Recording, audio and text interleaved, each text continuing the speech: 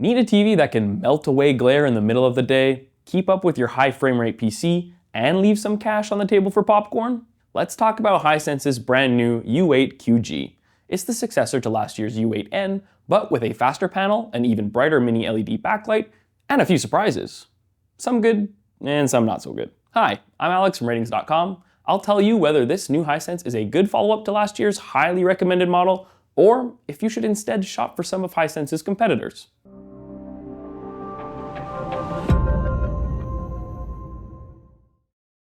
Panel lottery. We love those, right? Right? The 65-inch model we reviewed comes with a VA panel, but it's been reported that some sizes, namely the 55, 75, and 100-inch models, come with an ADS Pro panel instead. That's unconfirmed, so our results are only valid for VA-equipped U8QGs. In Canada, the TV is known as the Hisense U8QG, but it performs the same as the US model. Unfortunately, some international models have similar names, like the U8QAU in Australia, but Hisense TV sets typically perform a bit differently in regions outside of North America, so our results aren't valid for those. Sorry. So how bright is the U8QG? It's extremely bright. Look at these numbers. Yeah, that's 4,500 nits in a 2% window. Insane, isn't it? Of course, the TV can't quite sustain that, but it's capable of sustaining almost 3,300 nits in a 10% window. The TV dips to about 785 nits in extremely well-lit scenes, which is still extremely bright.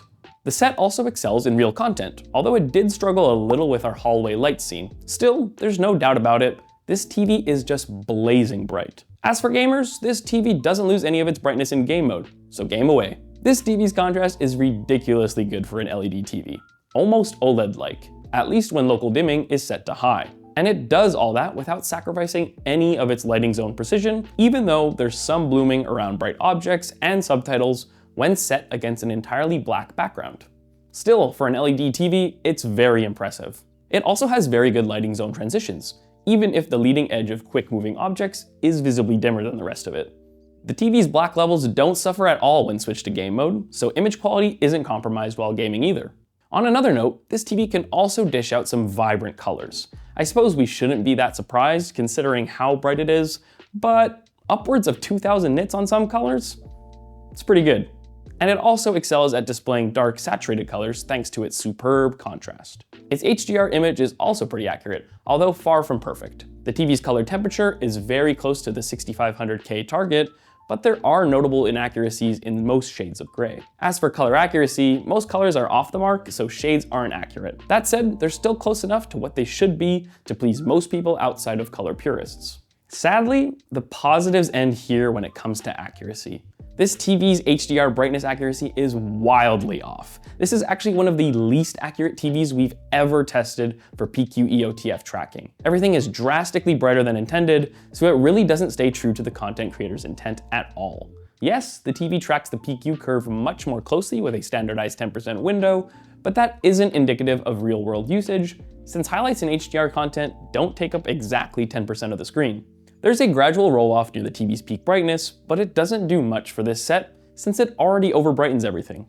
Whew, that's a tough end to our HDR coverage, but now we're back in the green with SDR brightness. The TV is extremely bright in SDR, 5,000 nits. Listen, we like brightness, but at some point, these TVs might actually get too bright. It doesn't sustain that, of course, but it can hold upwards of 3,700 nits in a 10% window, dipping to about 770 nits on an entirely lit screen. Basically, this TV is bright at all times in SDR, and we're guessing that almost no one will run it at max SDR brightness. In fact, you're likely to keep it very low. It's that bright. It's a good thing it's so bright because its direct reflection handling is just all right. It does lessen the intensity of direct light sources, but they're still very visible on screen. Yeah, in well-lit scenes, this won't matter, as the TV is so bright, but in darker content, you'll see those lamps. It does deal with ambient light sources quite well though, so as long as you avoid placing a ton of lights directly in front, you'll be fine. At least its black level barely goes up in bright contexts, so the TV stays pitch black no matter how bright your room is. It's also pretty accurate in SDR, although far from perfect. there's too much blue and not enough red in brighter grays, which makes this TV's color temperature too cold. While our gamma is close to our 2.2 target, most scenes are displayed a bit darker than they should be. As for color accuracy, it's great overall, but there are some inaccuracies in whites, light cyans, and light magentas. Most people will be quite happy with this TV's SDR accuracy, but purists, you know who you are, will want it calibrated. Moving on, this TV's viewing angle is okay. It's not terrible for an LED TV, but there's some color washout, color and gamma shifting, and brightness loss. And it happens pretty fast, at about 20 degrees off axis. At least its blacks don't rise. If you're dead set on an LED TV, this is far from the worst choice for a wide seating arrangement, but it won't blow your socks off. In terms of processing, this TV ain't half bad. Let's start with the best, low quality content smoothing. This TV does a great job cleaning macro blocking from low bitrate feeds. It's almost too good, as it ends up losing some fine details in the process. Still, overall, this is impressive stuff. Upscaling is also good. It'll clean up your low resolution content without making it look like crap. That said, it won't give you a very sharp image either. Basically, you won't notice it either way. Not bad. This TV's HDR Native Gradient would be great if not for its bright greens, which show noticeable banding. Otherwise, you'd be hard-pressed to spot any. Although if you look real close, you'll still see some in grays, blues, bright reds, and dark greens. For gamers, this TV is kind of a treat. It does 288 Hz at 1080p. You heard that right. That's incredibly fast and is sure to interest hardcore PC gamers. And for those who prefer top-notch quality, it also does 165 Hz at 4K. This might make it sound like the ultimate gaming TV, but there are issues. First, those pixel transitions are kind of slow, especially, sadly, at 165 Hz.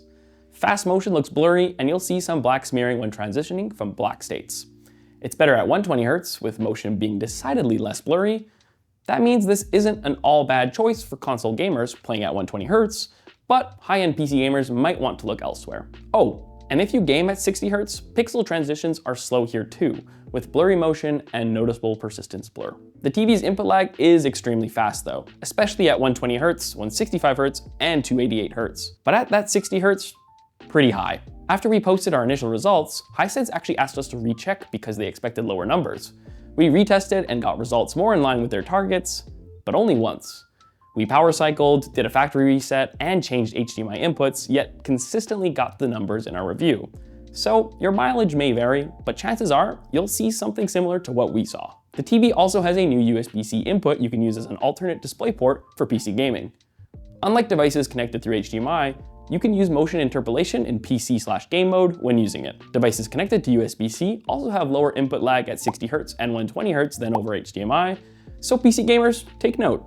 It's a bit higher at 165 Hz, but not by much. Now, before you PC gamers raise your arms in joy over that USB-C port, here's some bad news. VRR doesn't work when using it. And 1080p at 288 Hz doesn't work either. The port maxes out at 165 Hz at all supported resolutions. Ouch. At least the TV does Dolby Vision gaming though. The TV has 3 HDMI 2.1 ports. Yeah, that's one less port than last year, but last year we had 2 HDMI 2.1s and 2 HDMI 2.0 ports. Now we have 3 HDMI 2.1 ports. Depending on your setup, this is either a win or a loss. We like it, but you know what would be even better? 4 HDMI 2.1 ports. Are we being difficult? You tell us. Of course, it does have that USB-C port which acts like a fourth display input. The TV supports both Dolby Vision and HDR10+, and it passes through DTS audio formats. We just love it when TVs support everything. So, how does the TV fare against its peers?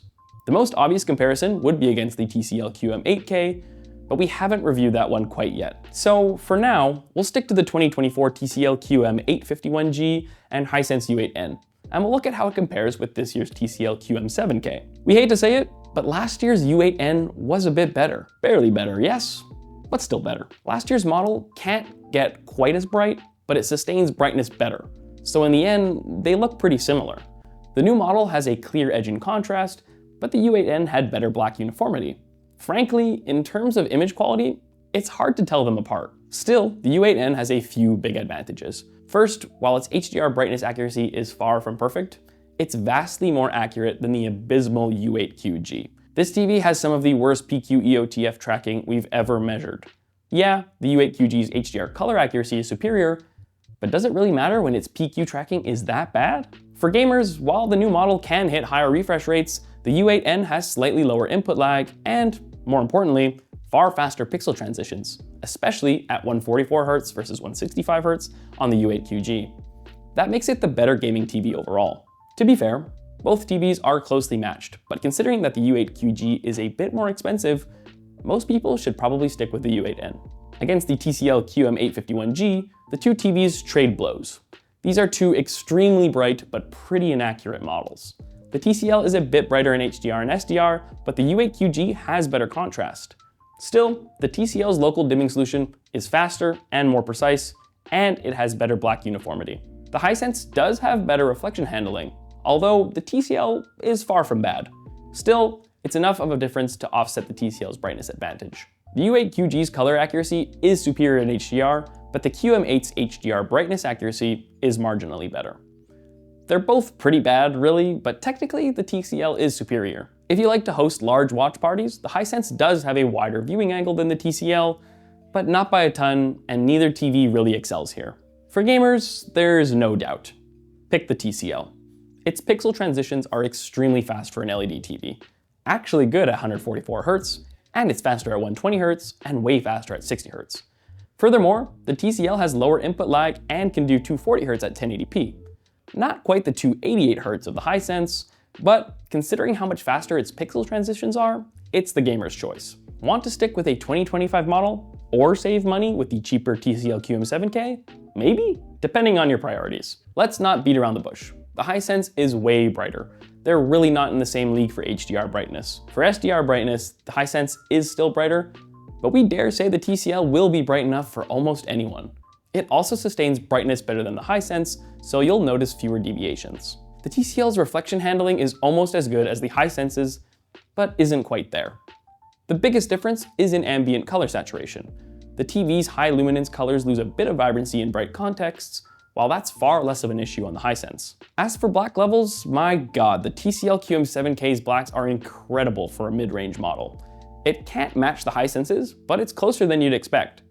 Still, advantage Hisense. The Hisense really stretches its legs when it comes to color. Its higher peak brightness lets it display brighter, more saturated colors than the TCL can. Again, the TCL is no slouch here, but we're comparing two TVs in different market segments, and it shows. Accuracy? Yes, the Hisense's HDR colors are more accurate out of the box, but the TCL's PQ EOTF tracking is so much better that it's in another galaxy. We have to give the edge in accuracy to the TCL on that basis alone. The Hisense claws back a little with slightly better image processing though. So, what about for gamers? Go for the TCL. Like the QM8, the QM7K is surprisingly responsive. Its pixel response is far quicker at its max refresh rate of 144Hz than the Hisense is at 165Hz. It's also faster at 120Hz and especially at 60Hz. And like the Hisense, the TCL can do 288Hz. Finally, while the Hisense has lower input lag at 165Hz than the TCL does at 144Hz, the TCL is far quicker at 120 and 60Hz. Easy advantage, TCL for gaming. Overall, yes, the Hisense outperforms the TCL, but given the price gap, the QM7K puts up a valiant fight and is a solid alternative if you want to save some cash. So, should you buy the Hisense U8QG? It's not a bad purchase. Far from it, but we lean towards no. First, it's more expensive than the U8N, and that TV is just as good, if not better overall. Get that one instead while it's still in stock. The same logic applies to the TCL QM851G QLED. We're also partial to the TCL QM7K, not only because it's cheaper, but also because it has fewer weak points than the U8QG. Yes, the Hisense is extremely bright with fabulous contrast and amazing colors, but that PQ EOTF tracking is brutal, and its gaming performance is unimpressive. If you're not a gamer and just want the brightest, best, cheap, high-end TV for movies, it's really not a bad choice, though cheaper alternatives do exist. Now, the big question is how it'll compare to the TCL QM8K. Stay tuned for that one. That's our deep dive into the Hisense U8QG. Are you bothered by its PQ EOTF tracking and gaming performance, or amazed by its black levels and HDR brightness? Let us know in the comments and check the description for our full ratings.com measurements and calibration notes. Until next time, I'm Alex from ratings.com, where we help you find the best product for your needs. Bye! There are sausage McGriddles in the lobby if you want to grab one. I just saw Centric post it, so yeah, we can go grab one. Let's go grab one real quick. We've already taken a break. Yep. I just saw the message, so I was like, oh, maybe she'll want. Were you hoping I would want? Yes, actually. Because if he said no, I was going to say no.